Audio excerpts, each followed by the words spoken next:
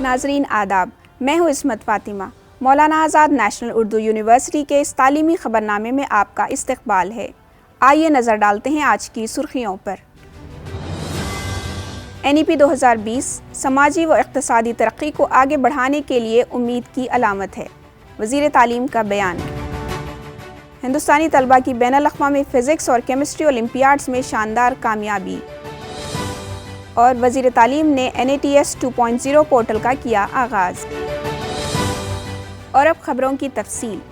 وزارت تعلیم نے نئی دلی کے مانک شاہ سینٹر آڈیٹوریم میں اکھل بھارتی شکشا سماگم 2024 کے ساتھ قومی تعلیمی پالیسی 2020 کے نفاذ کی چوتھی سالگرہ منائی۔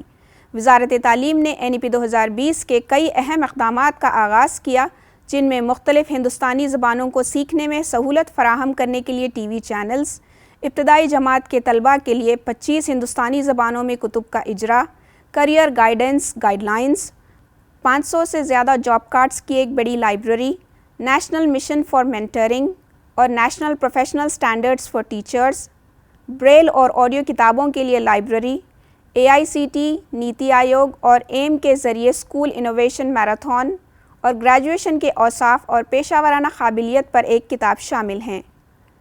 انہوں نے 4 کتابوں کی بھی نقاب کشائی کی، جس کا مقصد طلباء اور اساتذہ میں انڈین نالج سسٹم کو فروغ دینا ہے۔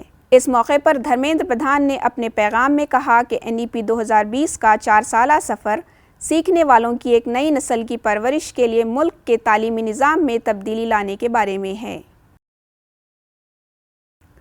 21 جولائی سے 29 جولائی کے درمیان ایران کے شہر اصفہان میں منعقدہ 54ویں بین الاقوامی فزکس اولمپیاڈ 2024 میں ہندوستانی ٹیم کے 5 طلباء نے 2 سونے اور 3 چاندی کے تمغے حاصل کیے۔ فزکس اولمپیاڈ میں مجموعی طور پر ہندوستان کو ویتنام کے ساتھ مشترکہ طور پر چوتھا مقام حاصل ہوا۔ چین سر فہرست، روس اور رومانیہ بالترتیب دوسرے اور تیسرے نمبر پر رہے۔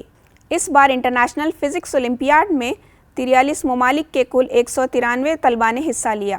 سعودی عرب کے شہر ریاض میں 21 سے 30 جولائی تک منعقد ہوئے 56ویں بین الاقوامی کیمسٹری اولمپیاڈ میں ہندوستانی ٹیم نے 1 سونا، 2 چاندی اور 1 کانسے کا تمغہ جیتا ہے۔ مرکزی وزیر تعلیم دھرمیندر پردھان نے نئی دلی میں national apprenticeship and training scheme 2.0 portal کا آغاز کیا اور DBT موڈ کے ذریعے اپرینٹسز کو 100 کروڑ روپے کے مشاہرے تقسیم کیے۔ یہ اقدام نوجوانوں کو ہنرمند بنانے اور روزگار فراہم کرنے کی حکومت کی توجہ کے عین مطابق ہے۔ انہوں نے امید ظاہر کی کہ NATS 2.0 پورٹل سے فائدہ اٹھانے والوں کی ایک بڑی تعداد کو رجسٹر کرنے اور اپرینٹسشپ کے لیے درخواست دینے کے لیے استعمال کیا جائے گا، لہٰذا نوجوان گریجویٹس اور ڈپلومہ ہولڈرز کی ایک قابل ذکر تعداد کو روزگار کی غرض سے ہنرمندی کے حصول میں مدد کی جائے گی۔ اس کے ساتھ ماہانہ مشاہرے کی ضمانت دی جائے گی۔ وزیر تعلیم نے اجتماع سے خطاب کرتے ہوئے کہا کہ NATS 2.0 پورٹل اپرینٹسشپ کو جمہوری بنانے، ہنرمندی کے خلا کو پر کرنے اور نوجوانوں کو مستقبل کے لیے تیار کرنے کی ایک اہم کوشش ہے۔ محکمہ اعلیٰ تعلیم نے IIT کانپور کے تعاون سے نومبر 2023 میں self assessment test and help for entrance examination ساتھی پورٹل شروع کیا تھا، تاکہ چھتیس گڑھ سمیت ملک بھر کے طلباء کو مسابقتی امتحانات جیسے JEE، نیٹ، SSC وغیرہ کے لیے معیاری تعلیم تک مساوی رسائی فراہم کی جا سکے۔ یہ پلیٹ فارم معاشی اور سماجی طور پر کمزور طبقوں سمیت تمام طلباء اور سیکھنے والوں کو مسابقتی امتحانات کے لیے مفت تعلیمی مواد اور رہنمائی فراہم کرتا ہے۔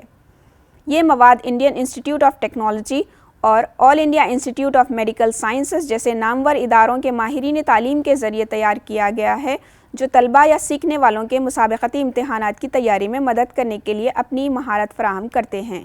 پورٹل پر اب تک 4 لاکھ سے زیادہ طلباء کا اندراج کیا گیا ہے۔ یہ جانکاری وزیر مملکت برائے تعلیم ڈاکٹر سکنتا مجومدار نے لوک سبھا میں ایک تحریری جواب میں دی ہے۔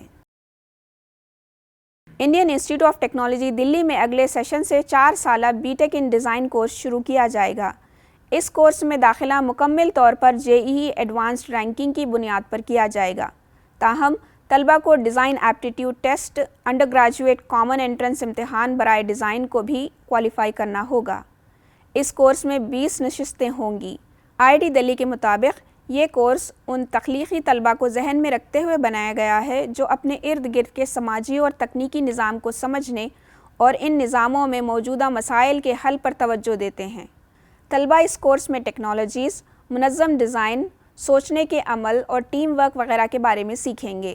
IIT دلی میں بی ٹیک ان ڈیزائن میں پروڈکٹ ڈیزائن پر خصوصی توجہ دی جائے گی۔ اس کا مقصد طلباء کو اس طرح تیار کرنا ہے کہ کورس مکمل ہونے کے بعد وہ صنعت اور معاشرے کے مسائل حل کرنے کے قابل ہو سکیں۔